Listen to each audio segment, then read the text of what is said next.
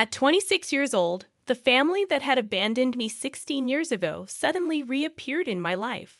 This unexpected reunion sparked a series of emotions and reactions that made me question my own identity, as if I was a different person entirely. As the eldest daughter, I grew up in a seemingly happy family with two siblings, one 3 years younger and the other 5 years my junior. We shared typical family experiences, cooking meals together, watching movies, and playing games. We were close-knit until my father lost his job when I was 9. Blamed for things he hadn't done, he was unfairly dismissed, leaving my mother, who was working in a school, struggling to provide for us all. They decided it would be best if I lived with my grandparents until they were back on their feet. Initially, the idea seemed reasonable, and I embraced the change. That summer, I stayed at my grandparents' farm, caring for animals and enjoying the countryside. Little did I know, this temporary separation would turn into a lifelong ordeal.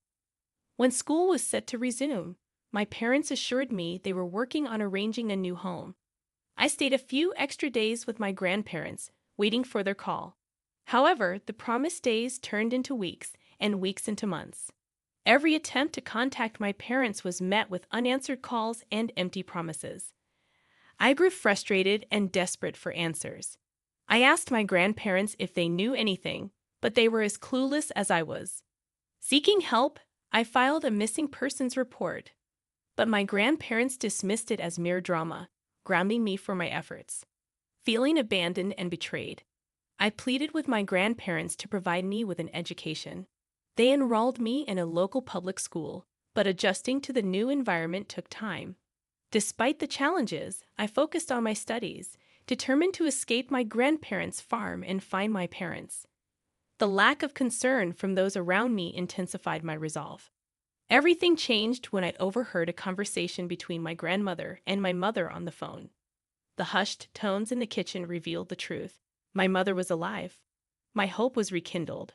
But the mystery of my parents' disappearance only deepened, leaving me with more questions than ever before. We were discussing my progress in school and various aspects of my life, and hearing her voice stirred up a whirlwind of emotions within me. I couldn't contain my feelings, and before I could stop myself, I called out to her. The moment my voice reached the other end, silence fell. Frantically, I screamed and cried into the phone, hoping that if I shook it hard enough, her voice would echo through the receiver. Grandma emerged from the kitchen, her face a mix of concern and frustration, instructing me to go to my room. I unleashed my anger on her, demanding to know why she had hidden my mother from me and why she refused to divulge any information. Despite my pleas, Grandma remained steadfast in her silence, leaving me to accept the painful reality that my parents had essentially abandoned me. Shortly after that heartbreaking phone call, my grandparents sent me to live with a distant aunt, a 5-hour drive away from their farm. I often wondered why my parents had chosen to send me away, but I never received a satisfactory answer. My aunt, my mother's cousin, turned out to be a compassionate and understanding soul. She embraced me with open arms, and when I questioned her about my parents, she admitted she didn't have any answers. Her sincerity was palpable, and I chose to believe her. From the moment I moved in with my aunt at the age of 13, she became my rock. Whenever I struggled with my emotions, she was there to guide me, offering solace and understanding. She even encouraged me to seek therapy, a decision that initially left me hesitant but eventually proved immensely beneficial. My aunt validated my feelings, something my grandparents had never done, and provided the support I desperately needed.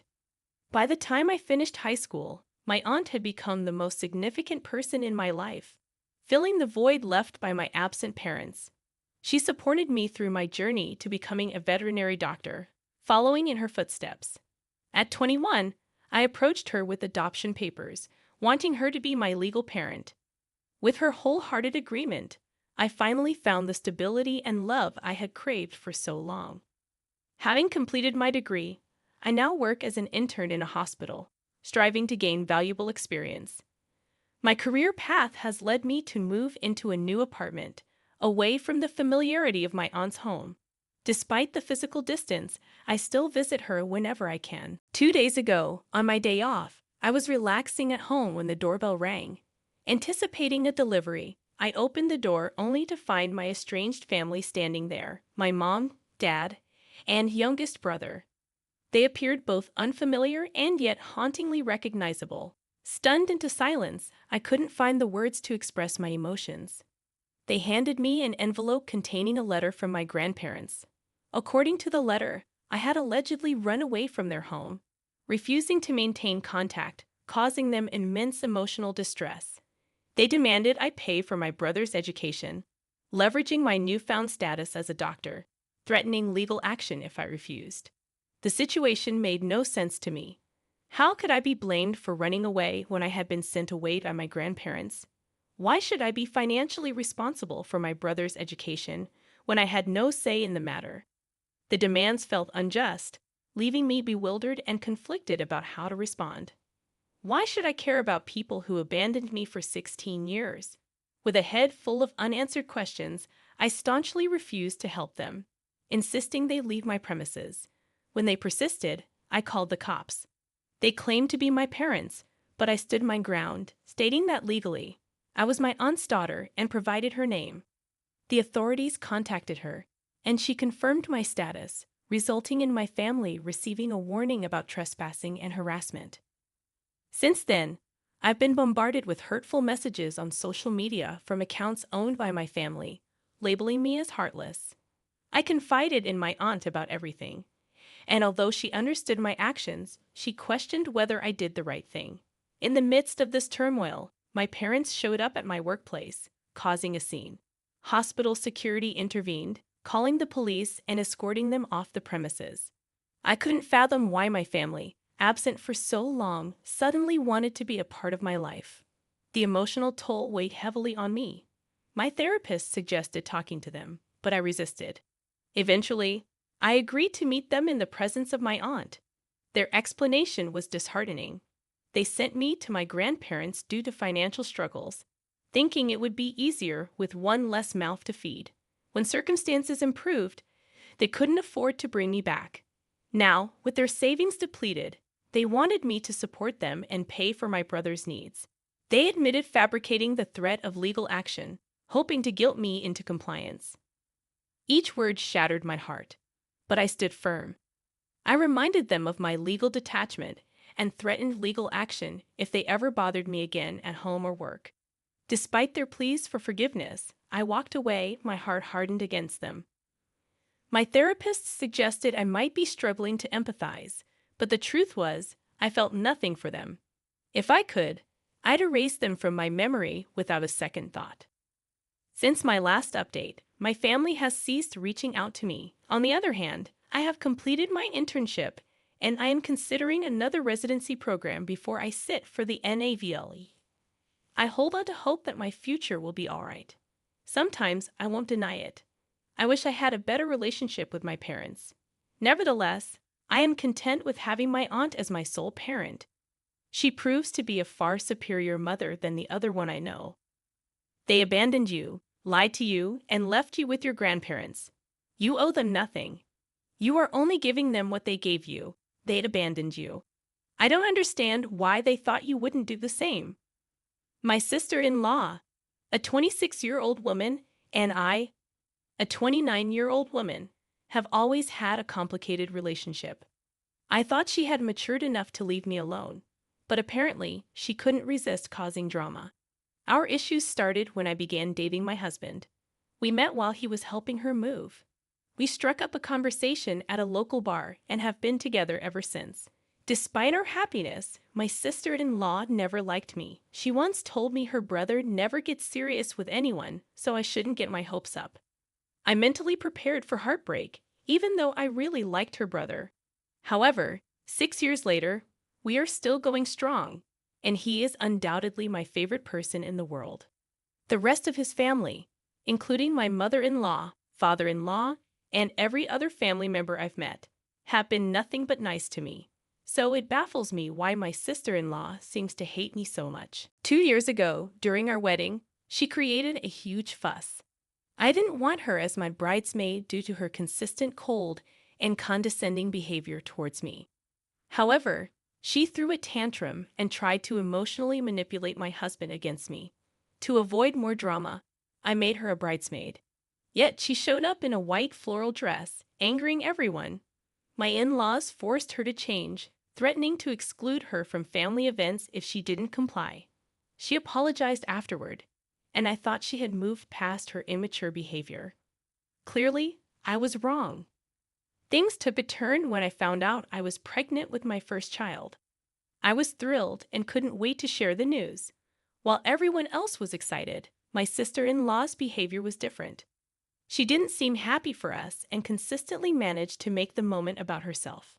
During a family event, we announced our pregnancy, and she quickly diverted the conversation to her own experiences as a single mother, emphasizing how difficult it was for her to go through pregnancy alone and suggesting that I was lucky. As my due date approached, my sister-in-law offered to host a baby shower for me. Initially, I was grateful and excited about the celebration with my family and friends. However, my excitement turned to suspicion when she insisted on hosting the event at a venue 12,000 miles away from where we lived. She claimed it was a surprise, set up at a luxurious venue owned by her friend, and we wouldn't have to pay for anything. Despite her explanation, I couldn't shake the feeling that something was amiss. When I shared my concerns with my husband, he assured me that his sister was simply trying to do something special for us and that I might be overthinking it. He even rescheduled vital meetings so we could attend the supposed baby shower. We flew there with my parents, as my in-laws couldn't attend due to being out of the country. Upon arriving at the location, a lavish resort, I immediately sensed something was wrong. The decorations were pink and blue, but there were unfamiliar faces present. To my shock, there was another pregnant couple, and the woman was wearing the same white dress given to me by my sister-in-law. It became apparent that my sister-in-law had tricked us into attending her friend's baby shower, making me feel humiliated and overshadowed. Feeling utterly embarrassed and upset, I left the party in tears once I understood the situation. My husband confronted his sister, leading to her making excuses and attempting to deflect blame. He informed his parents, who were equally shocked and angry. In response to her behavior, they decided to cut her off financially. They had been supporting her financially for years, but after her actions, they withdrew their financial aid and decided she should fend for herself. They even warned her not to show up until she learned to act responsibly. Although my sister-in-law blames me for her misfortune, I maintain that I didn't ask my in-laws to take any action. This was entirely her own doing. While she tries to manipulate me, portraying herself as a single mom, I can't help but believe she deserves the consequences of her actions. Despite her attempts to guilt-trip me, I stand firm in my belief that she brought this upon herself. My sister-in-law is by no means destitute. She won't be left penniless with her son due to this situation. She just needs to adjust her lifestyle and figure out how to manage her boutique independently. Moreover, if my in-laws genuinely believe their grandchild was in jeopardy, they would step in. I'm confident they won't hold a grudge for long. Although they might not fund her boutique, they'll likely assist her with general expenses once she acknowledges her error and apologizes to me, rather than attacking me for her perceived misfortunes. My husband firmly stands by my side, assuring me that I never have to forgive my sister-in-law or engage with her again. He apologized for not intervening earlier and taking stronger measures to keep her away from me. My kind mother-in-law is planning a genuine baby shower for me, promising a delightful celebration where I can focus on the joy of our upcoming child, forgetting about my sister-in-law's antics. However, my sister-in-law crashed my baby shower despite being uninvited. On the day of the event, everything seemed perfect. My mother-in-law had beautifully decorated her backyard, and delicious food and drinks were served. We were happily chatting with our friends and family, opening gifts people had generously brought for us. But when my sister-in-law arrived, having found out about the party through social media, she exploded into a furious tirade. She created a scene, shouting that her parents didn't financially support her, but had no issue throwing a lavish party for me, someone she deemed unworthy of such attention. At that point, my mother-in-law had had enough. She promptly escorted my sister-in-law out of the garden, apologizing to the guests for the disturbance. After the event, my in-laws apologized to me multiple times, suggesting I obtain a restraining order against my sister-in-law. While I hesitate to take such drastic measures, we have decided to keep all news about the baby off social media to prevent her from stalking us. The whole situation is insane, and it baffles me how jealous and immature my sister-in-law can be. She managed to ruin not just one but two baby showers with her antics. I must add that my in-laws initially weren't supportive during her pregnancy because she was having a child out of wedlock, which clashed with their traditional beliefs. They did come around after the baby was born, but it appears my sister-in-law still harbors resentment. I haven't heard from her since the baby shower, and my in-laws have expressed their intention to cut her off permanently due to her embarrassing behavior in front of so many people. Frankly, I've reached a point where I don't care anymore. I just want this ordeal to be over so I can focus on myself and my baby. It's astonishing how entitled and childish she can be, sabotaging such a beautiful event. She disrespected not only me but also her friend, showcasing her true colors as a deeply flawed and immature individual. I don't intend to waste another thought on her.